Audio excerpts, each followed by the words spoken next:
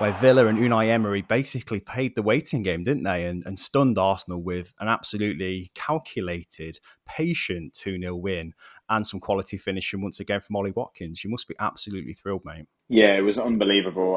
I think a lot can be said for Arsenal's performance, and they did seem below par. But let's not forget this is an Aston Villa side that played European football on Thursday night, and then we're back playing again today with quite a short gap in between. And they looked so resolute. They looked so organised, like you say. In the first half, it seemed like their whole mission was to just contain Arsenal as much as they can.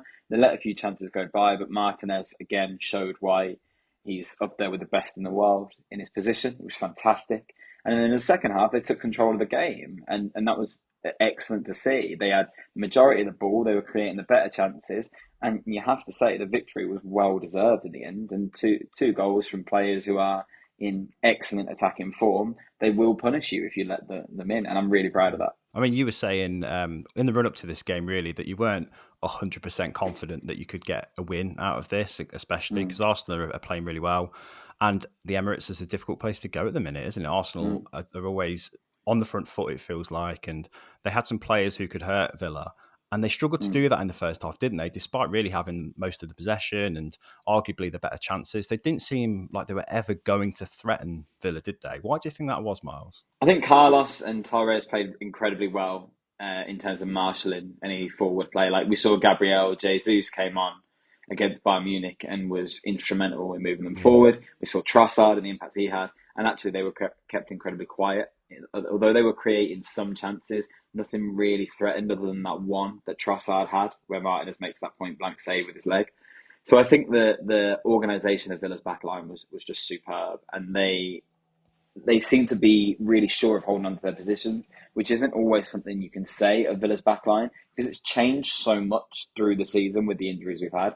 This ultimately is our best back four without Mings in it, and it worked incredibly well today. I think they were really, really resolute and defending and strong, and Arsenal got frustrated by that. And we've seen Arsenal do that before. If you frustrate Arsenal for long enough, gaps will start to open up. And it seemed like the more we invited pressure in that first half without them kind of finding any success, the easier it was for us to go back at them in the second half. So, yeah, it was impressive, I think. I think they were really, really well organised.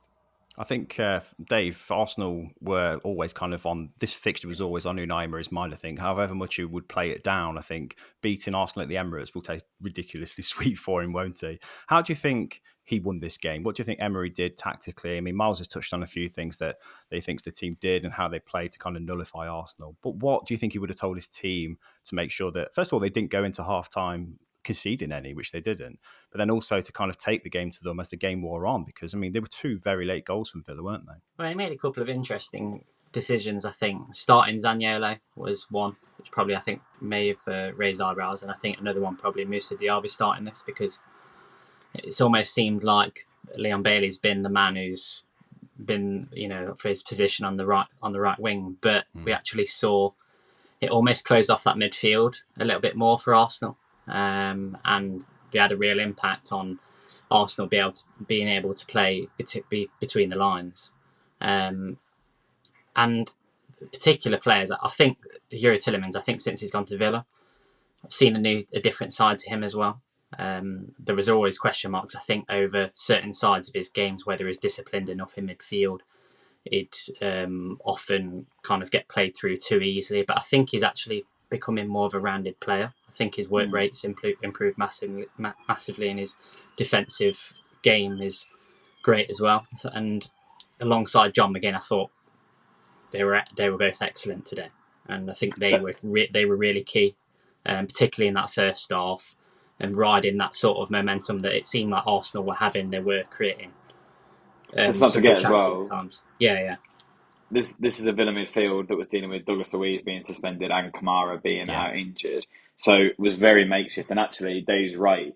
Starting Zaniolo in particular seemed quite surprising. But actually, what it did was it packed that area and also provided some support to Luca Dean when Saka was trying to come forward. I think he did really well defensively, Zaniolo. He isn't afraid to put his body on the line, get himself about a bit. He came off with what looked like a bit of a knock in the end. Moreno came on for him. And it wasn't a surprise necessarily because of the tenacity he brought. And Diaby, he struggled to get going attacking in the first half. And obviously that meant that Zinchenko had a bit more freedom in the first half to kind of provide. And then in the second half, when they swapped it up and did go at him, it pushed all of Arsenal's defence back. And Zinchenko in particular wasn't able to then support that midfield and help them create chances and control the possession. So that worked out really nicely for Villa, considering you'd say their two strongest midfielders weren't on the pitch. But I thought Tielemans was excellent, as Dave says. Yeah. Carlos got man of the match officially, but Tielemans to me was the best man on the pitch by some distance. I thought he was really excellent that second half. And if he'd scored that screamer, I mean, hit the crossbar and the post, that would have been beautiful to top it off, really.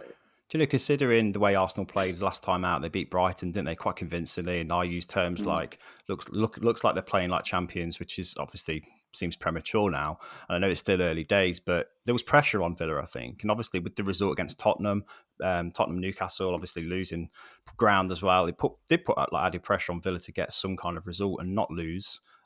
I couldn't see any evidence of pressure there at all, Miles. Could you? I felt like the team was set up and instructed to just not panic and to just see the first half out. And then that patience really paid off. And I don't know, I expected a difficult game for Villa. And at no point did they seem under any pressure or panicking at all. And I think that's a sign of a really well-coached team as well, that Emery's calmness just exuded to the players, really. And it's interesting, isn't it? Because you talked last week as well, when I wasn't here, about Watkins' comments after the game about them needing to have a bigger mentality, 100%. get used to these occasions, and they showed it today, and he showed it. And I think his celebration and his attitude after the game showed that was on his mind as well. He was proud of the fact that the team had come through that test.